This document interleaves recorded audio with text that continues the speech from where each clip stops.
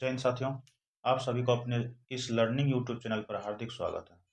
हम सब original NCERT book को विस्तृत से अध्ययन कर रहे हैं, क्योंकि बिना एनसीईआरटी बुक को आज के समय एग्जाम को क्वालिफाई करना बहुत ही मुश्किल है। इसलिए मेरा मानना है कि एक बार एनसीईआरटी बुक का अध्ययन जरूर करें। तो चलिए शुरू करते हैं। इतिहास क्लास 6 अध्याय 6 तक पूरा कंप्लीट हो चुका था। आज हम लोग अध्याय 7 साम्राज्य से साम्राज्य तक इसका अध्ययन करेंगे। तो इसमें रोशन के रुपये क्या करें। जन्मदिन पर रोशन को दादाजी से कड़क नोट मिले। ठीक है, उसने उन्हें अपने हाथ में दबा कर रखा था।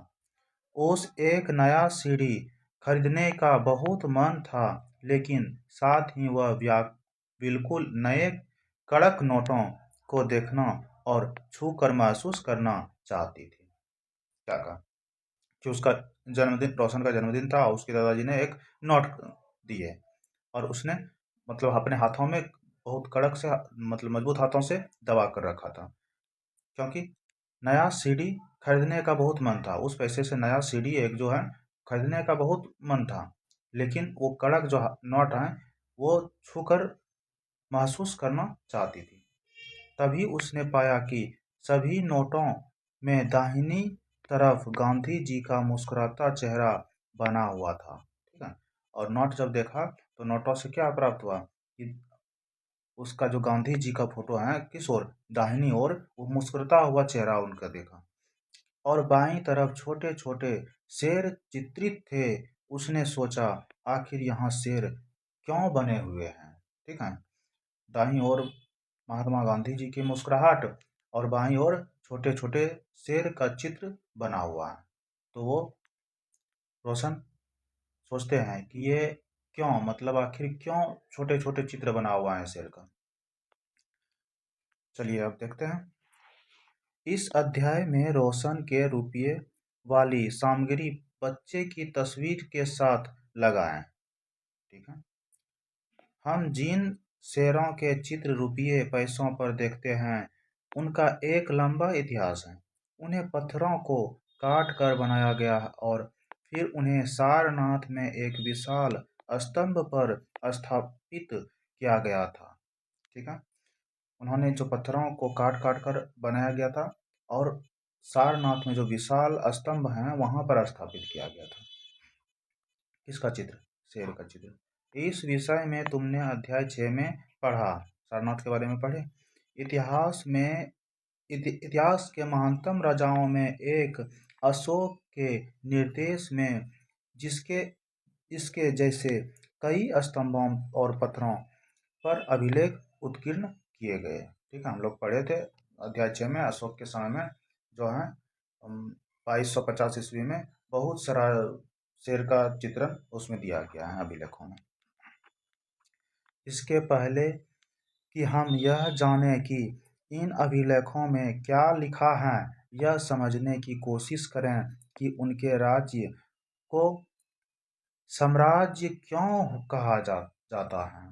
ठीक है, यानी कि राजा अशोक का जो साम्राज्य था, उसके राज्य को आखिर साम्राज्य क्यों कहा गया, ये पहले जानने का कोशिश करेंगे। अशोक जिस साम्राज्य पर शासन करते थे उसकी स्थापना उनके दादा चंद्रगुप्त मौर्य ने लगभग 2300 साल पहले की थी। ठीक है, जो है ना उसकी स्थापना उनके दादा चंद्रगुप्त मौर्य ने लगभग 2300 साल पहले की थी। चाणक्य या कौटिल्य नाम के एक बुद्धिमान व्यक्ति ने चंद्रगुप्त की सहायता की थी। चंद्रगुप्त का जो सहायता किए थे वो कौन? चाणक्य या कौटिल्य, दोनों का एक ही नाम है। चाणक्य के बारे में और कौटिल्य के बारे में पहले हम लोग पढ़ चुके हैं। तो चाणक्य और कौटिल्य एक बुद्धिमान व्यक्ति थे, तो उन्हीं ने किनका? चंद्रगुप्त मौर्य का सहायता किए थे। चाणक्य के कई विचार हमें अर्थशास्त्र नाम की किताब में मिलते हैं। साम्राज्य में बहुत से नगर थे। साम्राज्य में यानी कि राजा अशोक के साम्राज्य में बहुत सा नगर थे। मानचित्र में उन्हें काले बिंदु से दिखाया गया है, यानी कि अभी आगे में मानचित्र देखेंगे उसमें जो दिखाया गया है साम्राज्य के बारे में, जो नगर हैं उसको काले रंग से दर्शाया गया है। इनमें साम्राज्य की राजधानी पाटलिपुत्र, उज्जैन और तक्षशिला जैसे नगर प्रमुख थे। तो ये सब जितना भी नगर थे, शहर थे, तो वो सबका जो राजधानी थे वो कहाँ कहाँ थे? राजधानी पाटलिपुत्र, उज्जैन और तक्षशिला, ये 3 प्रमुख राजधानी थे। तक्षशिला उत्तर पश्चिम और मध्य एशिया के लिए आने जाने मार्ग था। तक्षशिला जो था उत्तर पश्चिम ये और मध्य एशिया से होकर के आते थे, उधर से आते थे, किधर से? तक्षशिला से होते हुए आते थे ये लोग। दूसरी तरफ उज्जैन उत्तरी भारत से दक्षिण भारत जाने वाले रास्ते में पड़ता था। उज्जैन जो थे वो उत्तरी भारत से दक्षिणी भारत जो जाने का रास्ता पड़ता था। इनके होते हुए आते थे, उज्जैन के होते हुए आते थे, इधर से ही। शायद नगरों में व्यापारी, सरकारी अधिकारी और शिल्पकार रहा करते थे। ठीक है, शायद मतलब कि अनुमान लगा करके कहा है कि ये जो नगर हैं, उज्जैन जो नगर हैं, इसमें कौन कौन व्यक्ति रहते थे? व्यापारी रहते थे, सरकारी अधिकारी रहते थे और शिल्पकारी लोग रहते थे। ठीक है, अधिक मात्रा में ये लोग रहते थे।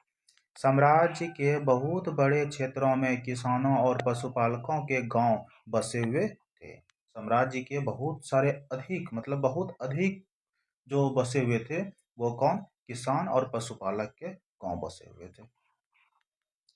मध्य भारत जैसे इलाकों में ज्यादातर हिस्सा जंगलों से भरा हुआ था। मध्य भारत में सबसे अधिक जो हिस्सा था वो किसका था? जंगल का था।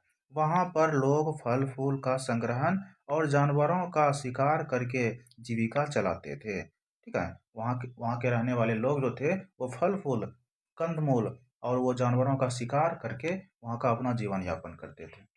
साम्राज्य के अलग अलग इलाकों में लोग भिन्न भिन्न भाषाएं बोलते थे। साम्राज्य के वहाँ के जो साम्राज्य मतलब वहाँ के जो लोग रहते थे, वहाँ का भिन्न भिन्न इलाके यानी कि अलग अलग इलाके में अलग अलग भाषाएं चलती थी। वे लोग शायद अलग अलग प्रकार के भोजन करते थे और अलग अलग क्षेत्र के रहने वाले लोग क्या अलग अलग भोजन भी करते थे, और यहाँ तक कि अलग अलग किस्म की पोशाक भी पहनते थे, और अलग किस्म की पोशाक भी पहनते थे। तो ये तक्षशिला, उज्जैन, ये सब क्षेत्र का जो कि राजधानी थे पाटलिपुत्र, तो ये इसके बारे में पढ़े और यहाँ के लोगों के बारे में पढ़े, जो कि इसमें मानचित्र में जो दिया गया है काले रंग का जितना भी है वो क्या है? नगर है। देख लीजिए, यहाँ पर पाटलिपुत्र है, ये पाटलिपुत्र जो है ये नगर है, शहर है। फिर ये उज्जैन है, ये भी शहर है, और ये और उसके साथ क्या राजधानी भी है, और ये तक्षशिला यहाँ पर ये भी क्या है? शहर है और राजधानी है।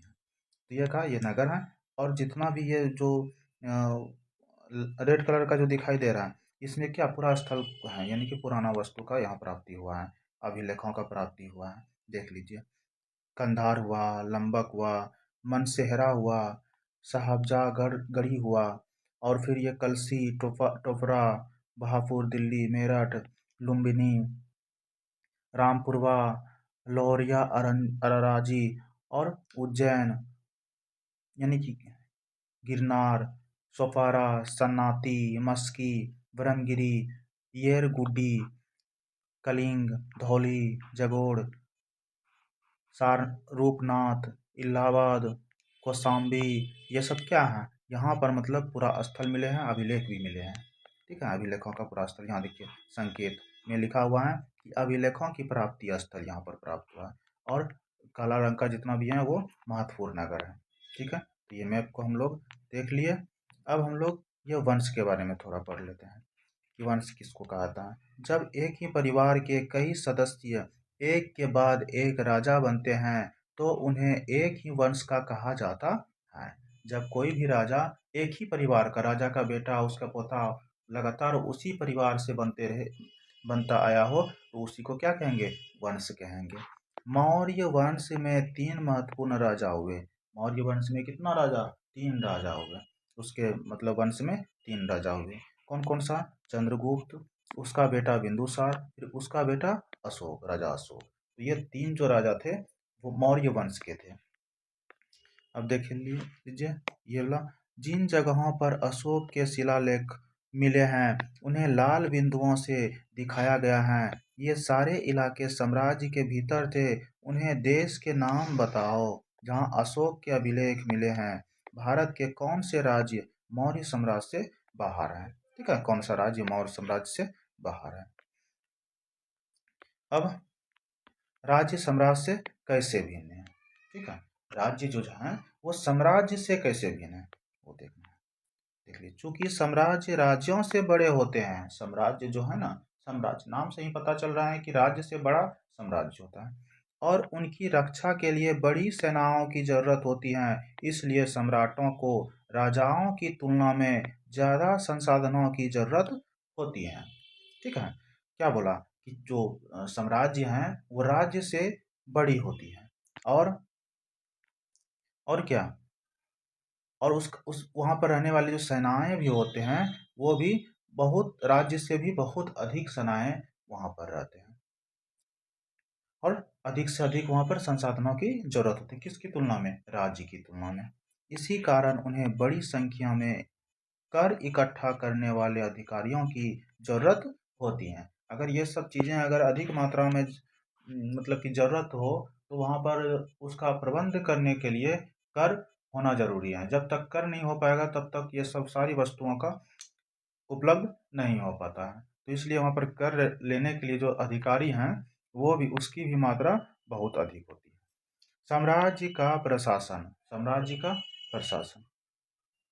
चूंकि मौर्य साम्राज्य बहुत बड़ा था इसलिए अलग अलग हिस्सों पर अलग अलग ढंग से शासन किया जाता था। ठीक है, मौर्य का जो साम्राज्य है बहुत ही बड़े थे। बड़ा होने के कारण क्या, अलग अलग हिस्सों में अलग अलग शासन किया जाता था। पाटलिपुत्र और उसके आसपास के इलाकों पर सम्राट का सीधा नियंत्रण था। पाटलिपुत्र और उसके आसपास इलाकों का सम्राट यानी कि अशोक, सम्राट अशोक का सीधा संबंध था, मतलब नियंत्रण था। दूसरे को नियंत्रण नहीं करने दिया था इस स्थान पर, खुद वो करते थे देखभाल। इसका मतलब यह हुआ कि इस इलाके के गांवों और शहरों के किसान पशुपालकों, शिल्पकारों और व्यापारियों से कर इकट्ठा करने के लिए राजा अधिकारियों की नियुक्ति करता था। ठीक है, जो राजा के आदेशों का उल्लंघन करते थे अधिकारी उनके सजा भी देते थे। जो अधिकारी, जो भी लोग मतलब उसका राजा के उल्लंघन करते थे, जो आदेश देते थे उसका पालन नहीं करते थे, तो उनका जो अधिकारी हैं उसका क्या करते थे? सजा भी देते थे वो। इनमें से कई अधिकारियों को वेतन भी दिया जाता था। कई सारे अधिकारी को क्या वेतन भी दिए जाते थे। संदेहवाहक एक जगह से दूसरी जगह घूमते रहते थे। संदेहवाहक मतलब गुप्तचर, जो संदेह देने के लिए हैं, जो मतलब गुप्तचर पता लगाने से कहाँ क्या हो रहा है, वो एक जगह से दूसरे जगह घूमते रहते थे। आज के समय में तो सीसीटीवी हो गया, लेकिन उसके समय में क्या था? गुप्तचर थे। और राजा के जासूस अधिकारियों के कार्यकलाप पर नजर रखते थे। ये भी ठीक है। इन सब के ऊपर सम्राट थे। राजा परिवार एवं वरिष्ठ मंत्रियों की सहायता से सब पर नियंत्रण रखता था। ठीक है, जो राजा परिवार एवं वरिष्ठ मंत्रियों की सहायता से ही सब पर क्या नियंत्रण। राजा राजा तो अकेला रहता था, लेकिन हाँ ये देखभाल करते थे, खुद मतलब सर्वेक्षण करते थे, कहाँ क्या हो रहा है नहीं हो रहा है ये पता लगाते थे। लेकिन इसका जो नियंत्रण करने के लिए मंत्री थे वो ही सेना के द्वारा क्या अपना सारी राज्य पर, साम्राज्य पर अपना देखभाल करते थे कि कहीं कोई हिंसा न हो।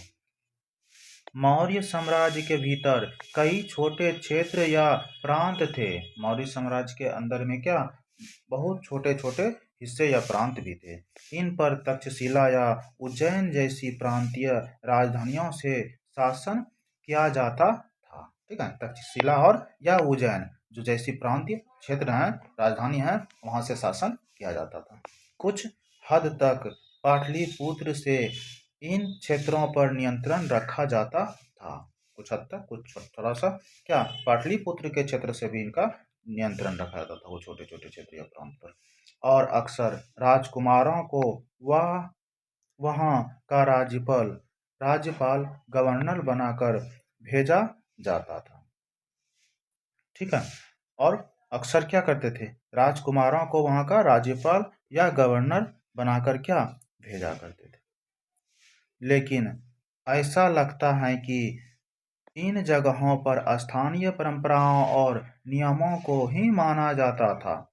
लेकिन क्या स्थानीय परंपरा, जो भी परंपरा वहाँ पर बनाया गया था उस वक्त, वही सारे नियमों को क्या पालन करते थे, माना जाता था। प्रादेशिक केंद्रों के बीच विस्तृत क्षेत्र थे। इनके इलाकों में मौर्य शासक सिर्फ मार्गों और नदियों पर नियंत्रण रखने की कोशिश करते थे, जो कि आवागमन के लिए महत्वपूर्ण थे। ठीक है, जो मौर्य शासक जो है इसमें क्या मार्गों और नदियों पर नियंत्रण रखते थे, क्योंकि उस समय आवागमन आने जाने का जो रास्ता था एक ही मार्ग था, क्या, नदी। वहां अगर नियंत्रण हो गया तो सब पर नियंत्रण हो गया।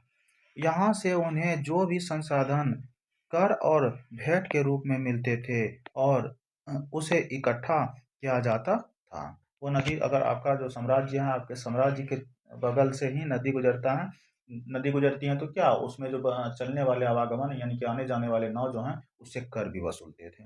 उदाहरण के लिए अर्थशास्त्र में यह लिखा है कि उत्तर पश्चिम कंबल के लिए और दक्षिण दक्षिण भारत सोने, यानी कि उत्तर पश्चिम क्या कंबल के लिए और दक्षिण भारत जो है सोने और कीमती पत्थरों के लिए प्रसिद्ध है। याद रखना है कि ये जो उत्तर पश्चिम का क्षेत्र है वो कंबल के लिए और दक्षिण भारत का क्षेत्र जो है वो सोने और कीमती पत्थरों के लिए प्रसिद्ध थे। यह सब व्यापारी संभव है कि संसाधन नजराने के रूप में इकट्ठे किए जाते थे। संसाधन जो है नजराने के रूप में क्या इकट्ठे किए जाते थे, और अंत में जंगल वाले इलाके आते थे। और अंत में क्या, कौन सा इलाके आते थे, जंगल वाला इलाके आते थे। वहां रहने वाले लोग काफी हद तक स्वतंत्र थे। जंगल में रहने वाले लोग क्या काफी हद तक स्वतंत्र थे, किसी पर अधिकार नहीं थे। उनसे यह उम्मीद की जाती थी कि वे मौर्य पदाधिकारियों को हाथी, लकड़ी, मधु और मोम जैसी चीजें लाकर दें। अब जंगल में रहने वाले लोग तो खेती करते नहीं थे, वो जंगली क्षेत्र में रह करके फल फूल, कंद मूल और जानवर का शिकार करके अपना भोजन ग्रहण करते थे। इसलिए वो लोग से कर वसूलने के लिए अनाज नहीं, वहाँ पर जो जंगल में प्राप्त है मधु, लकड़ी, ये सब क्या, ये सब का वसूल करते थे। नजराना, अब नजराना कहते किसको है देख लीजिए। यहाँ कर नियमित ढंग से इकट्ठे किए जाते थे, वही नजराना अनियमित रूप से जब भी संभव हो इकट्ठा किया जाता था। ऐसे नजराने विविध पदार्थों के रूप में प्रायः ऐसे लोगों से लिए जाते थे जो स्वेच्छा से अब से देते थे। ठीक है, राजधानी में सम्राट नजराना समझ गया, स्वेच्छा के अनुसार से दिए, जो नियमित ढंग से देते हैं वो लेते हैं, वो जो कर, ठीक है, नजराना कहेंगे। और वही लोग जो देने वाले हैं वो अनियमित ढंग से देते थे। ठीक है, तो उसका हिसाब रखने वाले भी वही नजराना होंगे। राजधानी में सम्राट, मेगास्थनीज चंद्रगुप्त के दरबार में पश्चिम एशिया के यूनानी राजा सेल्यूकस निकेटर का राजदूत थे। ठीक है, मेगास्थनीज चंद्रगुप्त के दरबार में पश्चिम एशिया के यूनानी राजा सेल्यूकस निकेटर के क्या थे, राजदूत थे। मेगास्थनीज ने जो कुछ देखा उसका विवरण दिया, जो भी कुछ देखा उसने, मेगास्थनीज ने उसका क्या किया, विवरण दिया। यहाँ हम उसके परिवार विवरण का एक अंश दे रहे हैं। सम्राट का जनता के सामने आने के अवसरों पर शोभा यात्रा के रूप में जश्न मनाया जाता है। ठीक है, यहाँ पर उसका विवरण दिया गया है। सम्राट का जो जनता थे, अगर मान लीजिए कि सम्राट के क्षेत्र में अगर राजा जा रहे हैं, सम्राट जा रहे हैं, तो वहां पर क्या शोभा यात्रा के रूप में क्या करते थे, जश्न मनाया जाता है।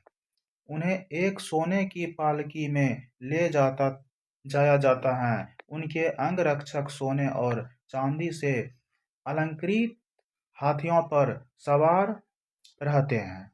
ठीक है, उनके अंगरक्षक उनके जो साथी थे वो सोने और चांदी से अलंकृत हाथियों पर सवार रहते हैं। ठीक है। कुछ अंगरक्षक पेड़ों को लेकर चलते हैं।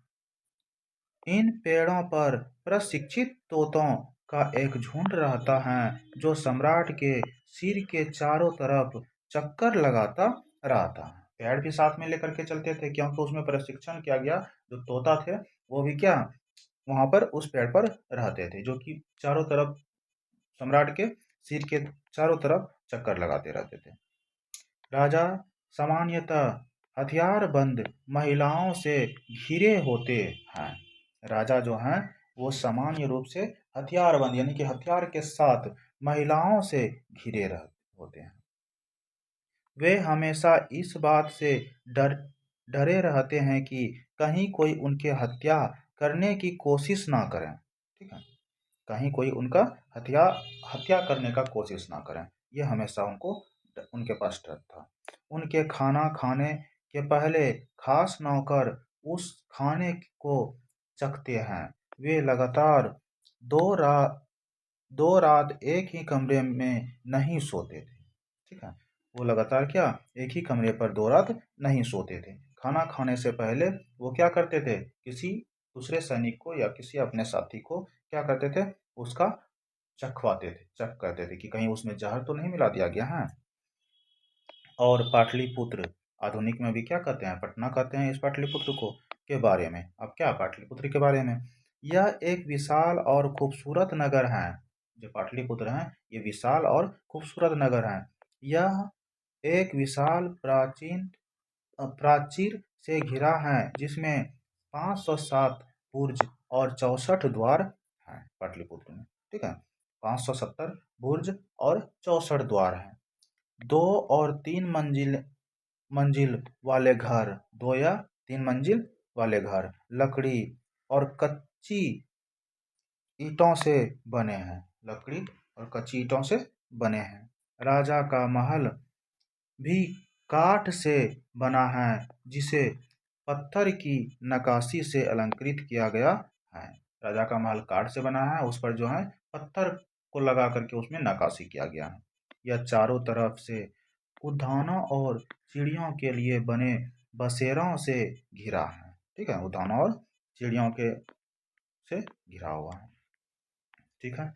अब जो है अशोक एक अनोखा सम्राट। अशोक कैसे हैं एक अनोखा सम्राट है। अशोक मौर्य वंश के सबसे प्रसिद्ध शासक थे। राजा अशोक जो थे वो मौर्य वंश के सबसे अधिक प्रसिद्ध शासक थे।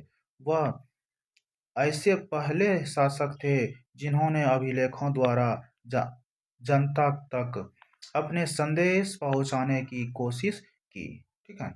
ये जो अभिलेख हैं ये जो है जनता के द्वारा जनता तक मतलब वो संदेश पहुंचाना चाहते थे कि अभिलेख में क्या है। अशोक के ज्यादातर अभिलेख प्राकृत भाषा और ब्राह्मी लिपि में लिखा गया है। ठीक है। अशोक का जितना भी अधिक से अधिक अभिलेख जो है वो कौन सी भाषा में प्राकृत और ब्राह्मी लिपि में लिखा हुआ है जो कि कोई भी व्यक्ति उसका भाषा समझ सके। अशोक का कलिंग युद्ध। कलिंग में युद्ध कैसे हुआ वो देखिए। कलिंग तटवर्ती उड़ीसा का प्राचीन नाम है। मानचित्र 5 पृष्ठ 64 देखो। अशोक ने कलिंग को जीतने के लिए एक युद्ध लड़ा। राजा अशोक ने कलिंग को जीतने के लिए एक युद्ध लड़ा लेकिन युद्ध जनित हिंसा और खून खराबा देखकर उन्हें युद्ध से तृष्णा हो गई। उन्होंने निर्णय लिया कि वे भविष्य में कभी युद्ध नहीं करेंगे। ठीक है। तृष्णा द्वेष बहुत मारकाट हो गया उनको तब माइंड उनका खुला कि अब भविष्य में कभी युद्ध नहीं करेंगे। ठीक है। अब देखिए कलिंग युद्ध का वर्णन करता हुआ अशोक का अभिलेख। राजा अशोक ने जो अपना अभिलेख में लिखा गया है उसका क्या इसमें दिया गया है किसके बारे में वर्णन किया गया है तो ये कलिंग युद्ध के बारे में वर्णन किया गया है। अपने एक अभिलेख में अशोक ने यह बात कही राजा बनने के 8 साल बाद मैंने कलिंग विजय की। ठीक है। राजा बनने के उपरांत कितना साल बाद 8 साल बाद कलिंग पर विजय की। लगभग 1.5 लाख लोग बंदी बना लिए गए, 1 लाख से भी ज्यादा लोग मारे गए। इससे मुझे अपार दुख हुआ। ठीक है, 1 लाख से भी ज्यादा क्या हो गया, मारे गए। 1.5 लाख बंदी बना दिए गए और 1 लाख से ज्यादा लोग मारे गए। इससे उनको क्या हुआ, बहुत अधिक दुख हुआ। क्यों क्या हुआ? जब किसी स्वतंत्र देश को जीता जाता है तो लाखों लोग मारे जाते हैं और बहुत सारे बंदी बनाए जाते हैं, जिसमें ब्राह्मण और श्रमण भी मारे जाते हैं। सब कोई मारे जाते हैं। अगर गांव में कोई हैं तो ब्राह्मण भी हैं और भी हैं, शूद्र भी हैं, राजपूत टोटल हैं, लेकिन उसमें से क्या सब कोई मारे जाते हैं। जो लोग अपने सगे संबंधियों और मित्रों को बहुत प्यार करते हैं तथा दासों और मृतकों के प्रति दयावान होते हैं, वे भी युद्ध में या तो मारे जाते हैं या अपने प्रियजनों को खो देते हैं। ठीक है, जो भी उनके साथी संगत संबंधी जो भी होते हैं वो भी क्या, या तो मारे जाते हैं या उसके उसके मतलब संबंध के प्रियजन जो हैं वो खो देते हैं, वो मारे जाते हैं। इसलिए मुझे पश्चाताप हो रहा है। अब मैंने धर्म पालन करने एवं दूसरों को इसकी शिक्षा देने की निश्चय किया है। धर्म का दूसरा नाम है धर्म, धर्म को ही धर्म कहता है। ठीक है, ये जो धर्म, धर्म का पालन, धर्म जो कहा है तो ये क्या, धर्म का पालन, धर्म का पालन करने का और दूसरों को इसकी शिक्षा देने का निश्चय किया है। किसने? राजा अशोक ने। मैं मानता हूँ कि धर्म के माध्यम से लोगों का दिल जितना बलपूर्वक विजय पाने से ज्यादा अच्छा है।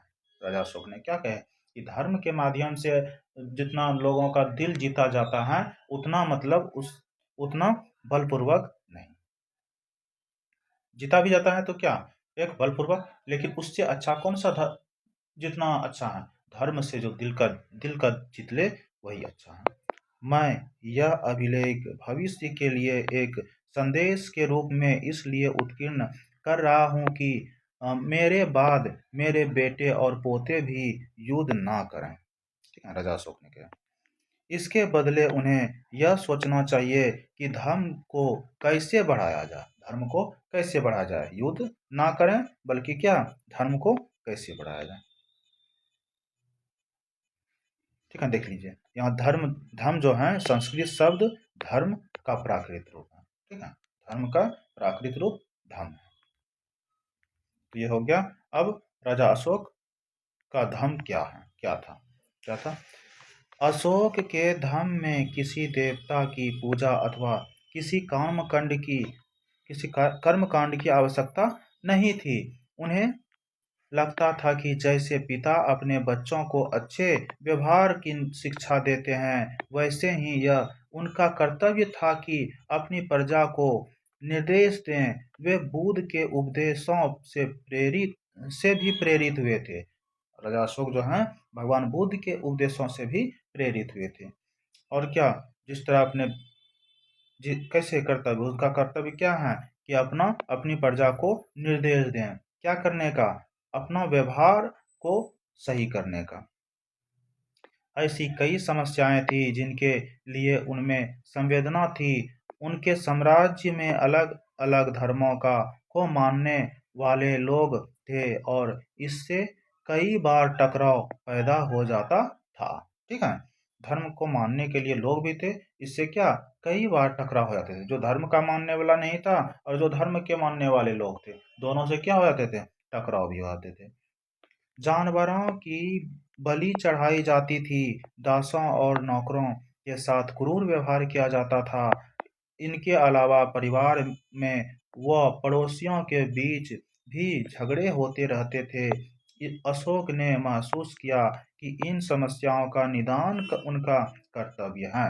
धर्म से पहले, धर्म का जब अधिकार नहीं था सब लोगों पर, धर्म के बारे में सब लोग नहीं जानते थे, उससे पहले क्या, झगड़ा मार काट ये सब भी होते थे। तो राजा अशोक ने यह सब देख करके अपना खुद महसूस किया ये सब कैसे सुधारा जाए। तो एक ही उपाय निकला, क्या, धर्म का। अगर धर्म का प्रचार किया जाए सभी लोगों में तो क्या, ये सब सुधर सकते हैं समाज में।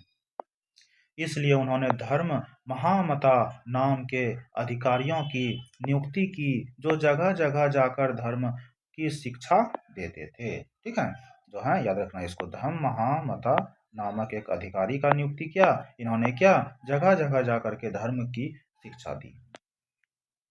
इसके अतिरिक्त अशोक ने अपने संदेश कई स्थानों पर शिलाओं तथा और स्तंभों पर खुदवाया दिए। ठीक है, खुदवा दिए। अधिकारियों किसके लिए? धर्म को प्रचार करने के लिए। अधिकारियों को यह निर्देश दिया गया कि वे राजा के संदेश को उन लोगों को पढ़कर सुनाएं जो खुद पढ़ नहीं सकते थे। जो ये खुद नहीं पढ़ सकते थे उनको क्या करें? पढ़कर सुनाएं। अशोक ने धर्म के विचारों को प्रसारित करने के लिए सीरिया, मिस्र, ग्रीस में दूत भेजे। कौन कौन सा क्षेत्र में प्रचार करने के लिए भेजे? सीरिया, मिस्र, ग्रीस, ये सब में क्या अपना दूत भेजे। अपने पुत्र महेंद्र और पुत्री संघमित्रा को इसी कार्य हेतु उसने श्रीलंका भेजा। ठीक है, नेक्स्ट क्या ये अध्याय 5 में भी पढ़े थे कि वो जो राजा अशोक ने है वो क्या अपना पुत्री, जो खुद पुत्री उनकी थी, तो वो संघमित्रा नाम की, इसका कार्य, और उसका पुत्र महेंद्र, ये दोनों को श्रीलंका भी भेजे। क्या करने के लिए? धर्म का प्रचार करने के लिए।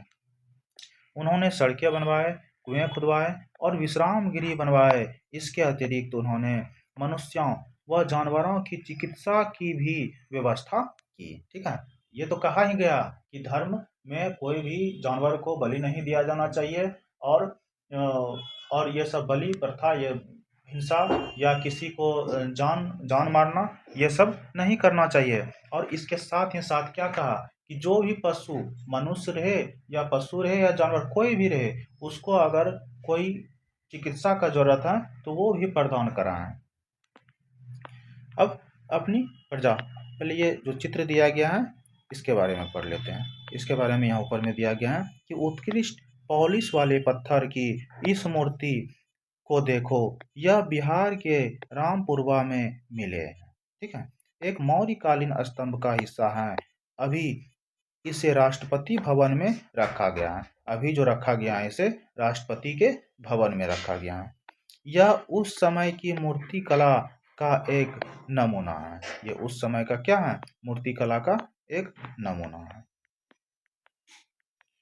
अब अपनी प्रजा के लिए अशोक का संदेश क्या था? अशोक का संदेश, लोग किसके लिए संदेश लिखवाया है? प्रजा के लिए। लोग विभिन्न अवसरों पर अनुष्ठान करते हैं। उदाहरण के लिए जब वे बीमार होते हैं, जब उनके बच्चों का विवाह होता है, बच्चे के जन्म पर, और जब यात्रा शुरू करते हैं, तब वे तरह तरह के अनुष्ठान करते हैं। ठीक है, अनुष्ठान करते हैं। ये कर्मकांड किसी काम के नहीं, इसके बदले यदि लोग दूसरी रीतियों को माने तो वह ज्यादातर फलदायी होंगे। कर्मकांड ज्यादातर नहीं, अगर दूसरी रीतियों को अगर माने तो वो अधिक फलदायक। ये अन्य प्रकार की रीतियां क्या हैं? ये रीतियां क्या हैं? ये हैं अपने दासों और नौकरों के साथ अच्छा व्यवहार करना। अब ये नहीं कि किसी नौकर को हम अपने घर में नौकरी करने के लिए बुला लिए हैं और उसको डांट फटकार करके काम करवा रहे हैं, तो ये व्यवहार अच्छा नहीं है। तो उसने कहा धर्म मानो, और उसके साथ साथ क्या, अपने दासों या नौकरों के साथ व्यवहार भी अच्छा करें। बड़ों का आदर करना, सभी जीवों पर दया करना, ब्राह्मणों तथा श्रमणों को दान देना, अपने धर्म की प्रशंसा या दूसरों के धर्म की निंदा करना। ठीक है, अपना धर्म का प्रशंसा करना और दूसरों का निंदा करना, ये बिल्कुल भी सही नहीं है। दोनों ही बातें गलत है। ठीक है, हर किसी को दूसरे धर्म का आदर करना चाहिए। अपना धर्म तो प्रचार करो, लेकिन दूसरे धर्म का भी क्या करना चाहिए? आदर करना चाहिए। यदि कोई अपने धर्म की बड़ाई और दूसरों धर्म की बुराई करता है तो वह वास्तव में अपने धर्म को ज्यादा नुकसान पहुंचा रहा है। ठीक है, अगर अपना धर्म का अधिक बड़ाई करें और दूसरे धर्म का बुराई करें तो अपना धर्म को ही क्या कर रहे हैं? नुकसान पहुंचा रहे हैं। इसलिए हर किसी को दूसरे के धर्म के प्रमुख विश्वासों को समझने की कोशिश करते हुए उसका आदर करना चाहिए। ठीक है, ठीक है। तो अशोक के संदेश के उन हिस्सों को बताओ जो आज भी प्रासंगिक हैं। तो ये सब कहाँ जहाँ जहाँ भेजा दीजिए पाटलिपुत्र, यहाँ बहुत जगह है उज्जैन, ये सब जगह में क्या अभी भी क्या है उसका संदेश मिलता है। अब ब्राह्मी लिपि, आधुनिक भारत की ज़्यादातर लिपियाँ पिछले सैकड़ों वर्षों में ब्राह्मी लिपि से उत्पन्न हुई हैं। यहाँ आप अ अक्षर को अलग अलग भाषाओं की लिपियों में देख सकते हैं। ठीक है, ब्राह्मी लिपि को जैसे आरंभिक ब्राह्मी लिपि में इस तरह का अ लिखा था। देवनागरी जो कि अभी भी चलता है अ किस तरह इस तरह का लिखा था। बंगला में अ इस तरह का लिखा था। मलयालम में अ इस तरह का। तमिल में अ इस तरह का लिखा था। ठीक है, तो ये था अध्याय 7 का हम लोग पूरा अध्ययन कर चुके हैं।